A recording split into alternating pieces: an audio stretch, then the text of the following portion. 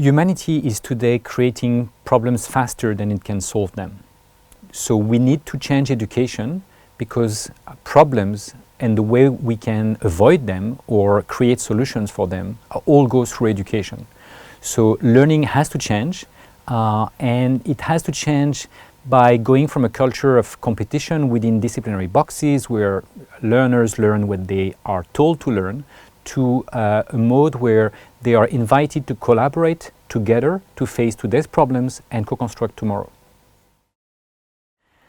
So learning has always happened on this planet since life has emerged on it, but we are learning ever better and we need to learn ever better. We have been learning within communities, we have been learning from one another, and the best way to increase our learning ability is to be reflective about our abilities to learn so that we can learn how to learn. We have to do this as individuals, we have to do this as community, we have to do this as society, building learning societies, and I think we have to do this at the planetary level today, and therefore we have to build a learning planet. A planet where anywhere you are, you can learn from others and you can contribute to the collective learning, and you can learn to solve your own challenges, you can learn to solve your community challenges, you can learn to solve our global challenges. And there is ever more examples of this learning happening across the globe. This is true everywhere. In every country, there are pioneers that are starting to build learning communities and are contributing to create a network, certainly a local network, but most of them are now part of a global network.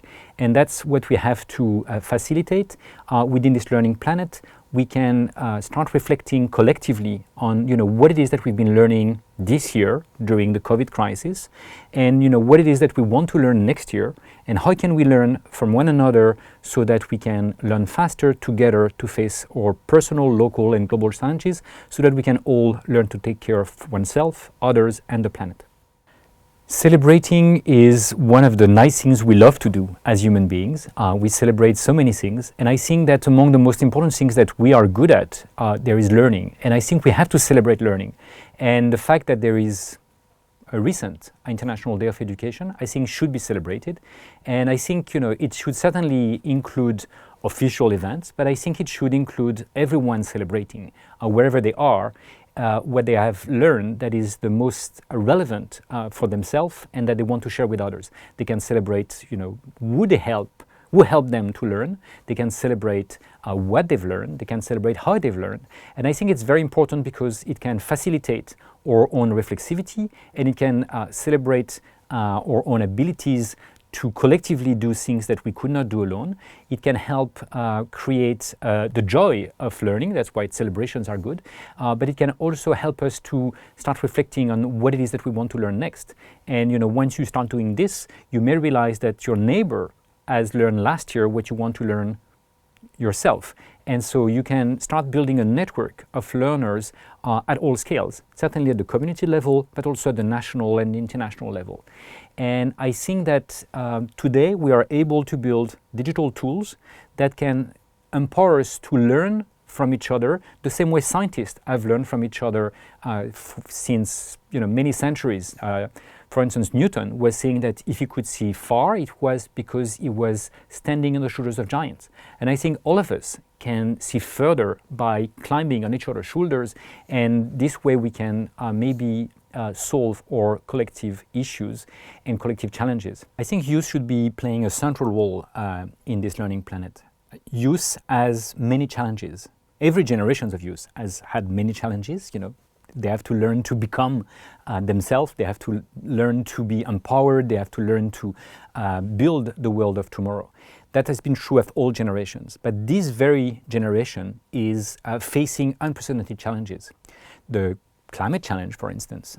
And in fact, international organizations like the WHO and the UNICEF have written with the Lancet Commission a report which says that the youth of today is probably going to have a life expectancy that is shorter than the previous generations. Why is this? This is because they have the threat of the climate change. They have already very polluted air in many of the towns where they live. They have an obesity epidemics. They have a pandemics, not only of COVID, which is not directly affecting them very much, but indirectly affecting them a lot, in the sense that they are psychologically isolated, which is one of the worst things that can happen to a young mind that needs connections to discover himself or herself. And so this is a major issue. But they have also other issues that are addictions issues. There's the addictions of the 20th century that are already very present and have affected many of the previous generations and still do. But there is new 21st century addiction. And these addictions to digital tools, to digital social media, to digital games, for instance. I think the youth of today has to learn to face all this issue and have to learn to do things together that they cannot do alone. And the beauty of this generation is that they have access to technologies that can truly empower them, that can truly connect them, so that wherever they are, they can start working together to do together things that they cannot do alone. They can start learning from the previous generations, they can start asking for new rights, and even the WHO and UNICEF Lancet report I was mentioning is inviting the youth to ask for new rights.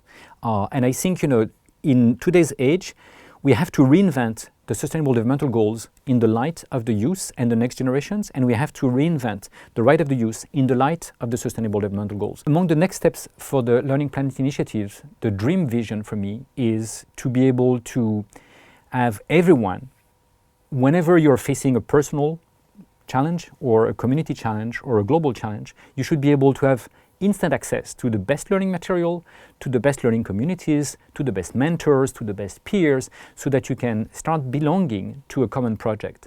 And in a way, what we need to build is what I like to call sort of a GPS of learning, or even a GPS of dreams, where all dreamers, when they dream alone, they cannot do much. But if they start dreaming collectively, as John Lennon and Yoko Ono were saying, they can learn from each other, they can start making their dream come true by working together on those dreams. And I think that the Learning Planet initiatives can progressively build the various components for this. Every community, every learner can contribute to the learning collective, and we experts in digital tools can help build various dimensions of this.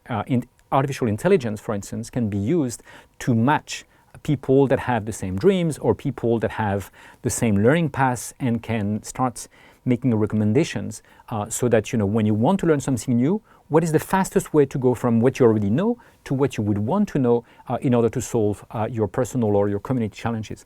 I think we can start building the digital infrastructure and the human communities that can feed that infrastructure, so that all of us can start contributing to collective intelligence and benefit from collective intelligence.